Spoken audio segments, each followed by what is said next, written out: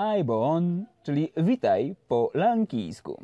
Dzisiaj o giełdzie i gospodarce z krainy słoni i światowej stolicy herbaty. Dziś łza Indii, czyli Sri Lanka. Zapraszam ja i T-Tom, czyli Sir Thomas Lipton. Na zdrowie.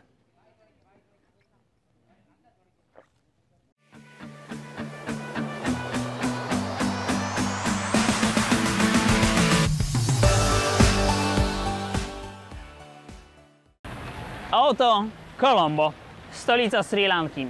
Sri Lanka w wolnym tłumaczeniu oznacza olśniewający kraj. I jest to stosunkowo nowa nazwa.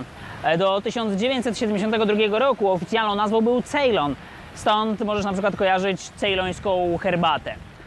Historia Sri Lanki jest bardzo burzliwa, bo najpierw była pod panowaniem Portugalczyków, potem Holendrów, następnie Wielkiej Brytanii i uzyskała autonomię i niepodległość dopiero w latach 40. XX wieku.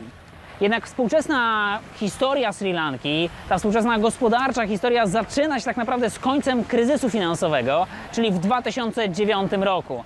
I to dlatego, że wtedy, kiedy inwestorzy i rynki drżeli o przyszłość, na Sri Lance skończyła się 30-letnia wojna domowa, która całkowicie odmieniła, ten koniec wojny domowej całkowicie odmienił sytuację giełdy i gospodarki lankijskiej.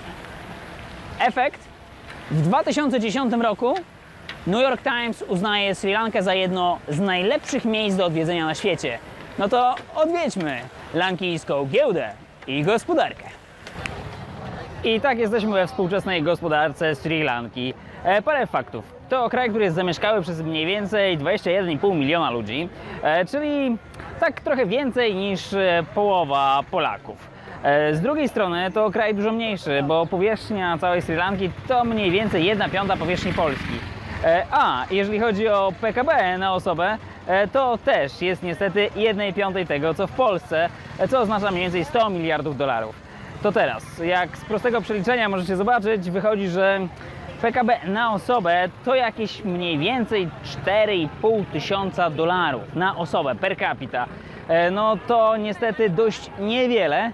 Można trochę powiedzieć, że lankijska gospodarka to taka gospodarka na piątkę, bo bezrobocie sięga 5%. Inflacja obecnie sięga 5%, a wzrost PKB też jest powyżej 5%.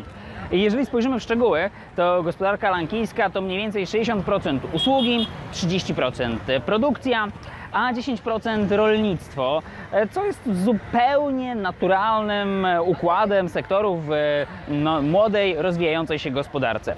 Szczególnie ciekawym elementem jest to rolnictwo, bo wytwarza zaledwie 10% PKB, ale pracuje w nim 30% osób. No i oczywiście dominującą rolę w tym rolnictwie ma uprawa herbaty, w której to z kolei pracuje pośrednio i bezpośrednio ponad 1 milion ludzi. Tak, te ponad 1 milion ludzi dostarcza ponad 7% globalnego zasobu herbaty, tej rocznej produkcji herbaty. I warto powiedzieć, że Sri Lanka jest 4. największym producentem herbaty na świecie, po takich gigantach jak Chiny, Indie czy Kenia. No ale to oczywiście dużo większe kraje niż Sri Lanka.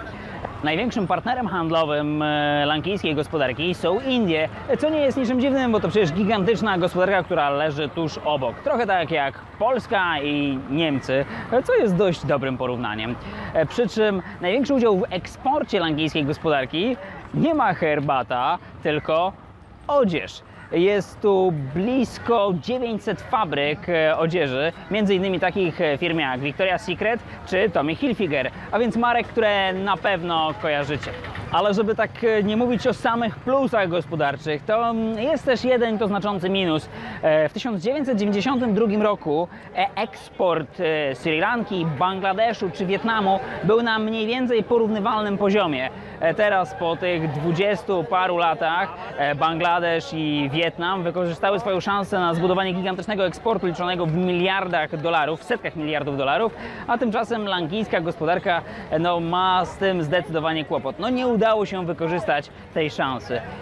To, co jednak na pewno lankijską gospodarkę też trapi, to permanentny brak pieniędzy. Co to znaczy?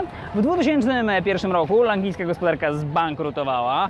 W 2016 roku Międzynarodowy Fundusz Walutowy musiał pożyczyć jej znowu ponad $1 miliard, a w 2018 roku znowu były braki w budżecie i tym razem pomocną finansową dłoń wyciągnęły Chiny, emitując specjalną emisję obligacji, które się nazywają oczywiście Panda Bonds. I z kolei Chiny pożyczyły Sri Lance ponad $1,200 milionów.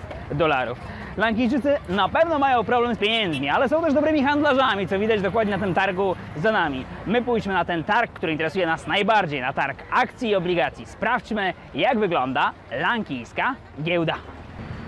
Siedziba Colombo Stock Exchange mieści się w World Trade Center. Historia jednak Colombo Stock Exchange jest bardzo długa i sięga 1896 roku. Wtedy po raz pierwszy handlowano akcjami plantatorów. Ta współczesna giełda Colombo Stock Exchange to bardziej ma swój początek w roku 1985, kiedy na nowo założyło ją 7 brokerów. A obecnie? Obecnie Colombo Stock Exchange jest własnością 14 domów maklerskich. Jest tu Krajowy Depozyt Papierów Wartościowych. Taki rejestr papierów wartościowych mniej więcej taki jak w Polsce, a cały handel odbywa się elektronicznie. W sumie to jedna z najnowocześniejszych giełd w tym regionie. A w 2009 roku była to najlepsza giełda na świecie. Chodźmy zobaczyć, jak wygląda w środku. I dokładnie jesteśmy na parkiecie Colombo Stock Exchange. To dokładnie trading floor, czyli miejsce, gdzie można składać zlecenia. Za mną widzicie tablicę zleceń i wszystkie firmy, które są notowane na Colombo Stock Exchange. Czym się handluje? Akcjami i obligacjami. Nie ma instrumentów pochodnych, ale giełda planuje je wprowadzić w przyszłości. To, co jest ważne, to na tej giełdzie jest w sumie 21 sektorów gospodarczych, które są reprezentowane przez różne firmy. Największy to oczywiście finansowy i ten związany bezpośrednio z konsumpcją, w sumie tak na dobrą sprawę z częścią spożywczą, a potem są właśnie banki, instytucje finansowe i cała reszta.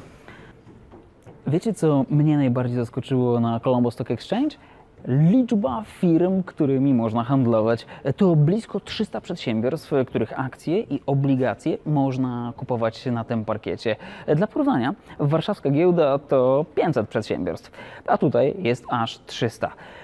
To, co różni warszawską giełdę od Colombo Stock Exchange, to kapitalizacja. Wszystkie firmy tutaj na tej giełdzie są warte mniej więcej $16 miliardów. No to dla porównania na warszawskiej giełdzie jest 20-krotnie więcej. No przed lankijską giełdą jeszcze spora droga, ale trzeba przypomnieć, że w ciągu ostatnich 15 lat ta kapitalizacja zwiększyła się 4-krotnie. To naprawdę solidny wynik. No a teraz, skoro mowa o wynikach, to spójrzmy też na procenty. Ile można zarobić na lankijskim parkiecie? Jeżeli nie będziecie chcieli kupować akcji, które przynoszą dywidendy, albo inwestować w długim terminie, to możecie kupić oczywiście obligacje.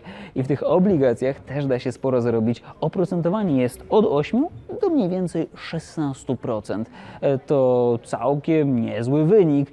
Przy czym trzeba pamiętać, że stopa procentowa w banku Sri Lanki to aż 11%, a więc całkiem sporo, jeżeli chodzi o ten darmowy zysk. Przy czym te zyski będziecie mogli liczyć również na Colombo Stock Exchange, bo inwestowanie dla inwestorów zagranicznych jest bardzo proste. W sumie wystarczy mieć rachunek, wystarczy złożyć odpowiedni depozyt i można zacząć inwestować. No i co? Wy też możecie inwestować i kupować akcje na Colombo Stock Exchange. No to wiecie już wszystko o akcjach i o obligacjach oraz o giełdzie i o gospodarce Sri Lanki. To wy już możecie iść inwestować, a ja pójdę na plażę. Do zobaczenia.